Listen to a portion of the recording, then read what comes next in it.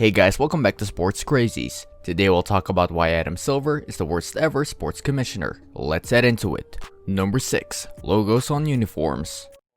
And the league, obviously, we've already heard that next season there are going to be some logos on jerseys.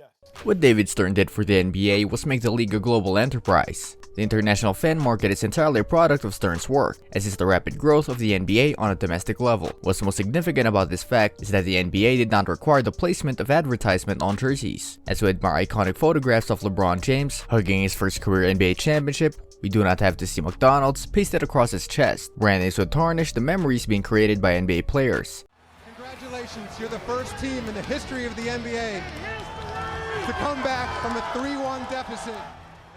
If Adam Silver allowed sponsors to place their logos on jerseys, he would be directly responsible for the unraveling of an outstanding financial legacy. There's no better way to ruin David Stern's memory than to place the Subway logo next to the NBA Finals patch. Number 5. Contracting franchises. One of the most significant actions that David Stern has taken over the past 4 decades has been expanding the NBA from 23 to 30 teams. In the span of 28 years, as commissioner, Stern has created 7 new franchises and relocated a total of 5. If Adam Silver were to step in and begin to eliminate franchises in the spirit of increasing population, he'd severely damage the widespread popularity of the league. Although there are multiple franchises in states such as California, Texas, and New York, each touches upon a different demographic. Although the amount of bottom-feeding franchises would decrease, the opportunities for both fans and prospective players to find a team they can either connect with or play for would as well. No matter how tempting it may be to increase the competitive nature of the NBA, decreasing the amount of NBA franchises would tarnish what Stern worked so hard to achieve. The expansion of the league to 30 teams symbolizes how far they've come in terms of popularity. Although unlikely, contraction is a path that Silver could take en route to tarnishing what Stern has done for the NBA.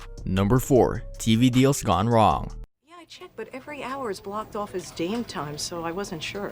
It's always Dame time. So are you going to the production meeting?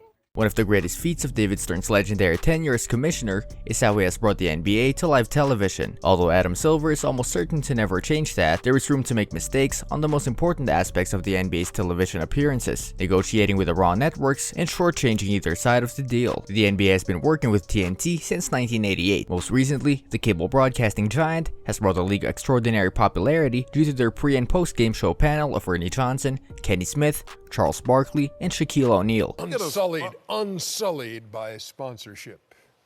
Should the worst case scenario transpire and the NBA no longer work with TNT, the league would lose its arguably most popular post-game show on television. Although this may seem meaningless, ratings are everything. Without them, the league loses a significant amount of revenue and their international and domestic exposure is damaged. After everything Stern has done to build the NBA up as a global powerhouse, it would be quite shameful to turn back on said success in any way, maintain the proper cable television deals, and work to create greater exposure on network TV. Number 3. Under 23 international basketball. Exhibition games, Mark. They've been in camp for about 3 weeks. Reed on the drive. Nice dump down to Davis. This past summer, David Stern suggested a concept of international basketball being limited to players under the age of 23. For the sake of Stern's legacy, soon-to-be appointed Commissioner Adam Silver cannot pursue said rule change. Keep in mind, it was Stern who orchestrated the 1992 Dream Team and created the global phenomenon that the NBA has become. Larry and I were talking, and Michael walks in. And he says, "It's a new sheriff in town."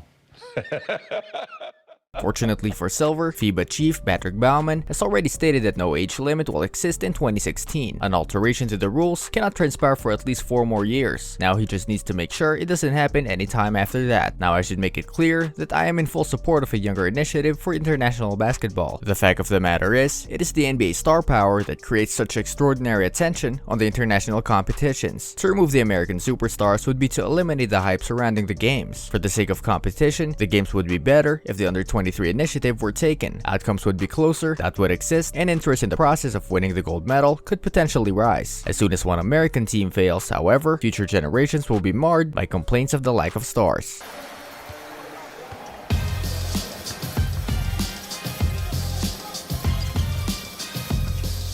Number 2. Eliminate the draft lottery. One of David Stern's most infamous creations is the NBA draft lottery. Stern implemented the strategic process of establishing the draft order in 1985 and honed it to its current state in 1990. If Adam Silver is hoping to eliminate the memories of his predecessor, a great place to start would be to eliminate the controversial process. For some, the lottery offers excitement and welcomed anxiety. Each non-playoff team has a weighted chance at the first overall draft choice, with their chances of winning the top pick adjusted based off their win-loss record. The worse your record, the better your odds.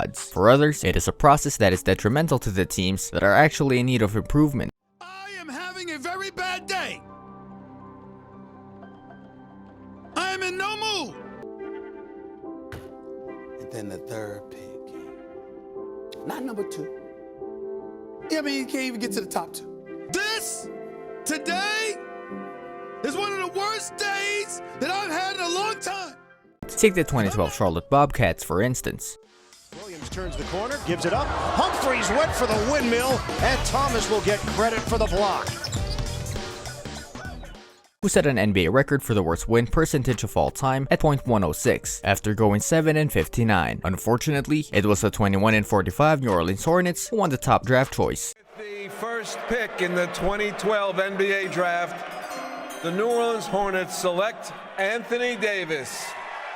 Regardless of which stance you take on the issue, there's no way around how significant the draft lottery has been to the landscape of the NBA. The direction of a franchise can change in one moment by winning this process. Will Silver let it stand? Number 1. The summary. Is he really that bad? So to sum up, Silver would send his players to a COVID-19 hotbed, and he will not stay there. His initial reaction to standing for civil rights is to apologize for offending oppressive governments, and to make sure that message wasn't from the NBA. He requires his players to stand for the anthem. Somehow, people see this, and they push the narrative he's the best commissioner in sports. This should beg the question, what does Adam Silver have to do beyond taking a stand against civil rights and showing a callous disregard for his players for people to think that he's not the best, let alone his being among the worst commissioners, which is what the man, seeing a sport with declining ratings, actually is. This brings us to the end of our video. I hope you enjoyed it.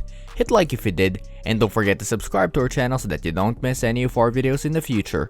Also, watch the 2 videos that are on your screen because I'm sure you'll love them. With that, I'll see you in the next video.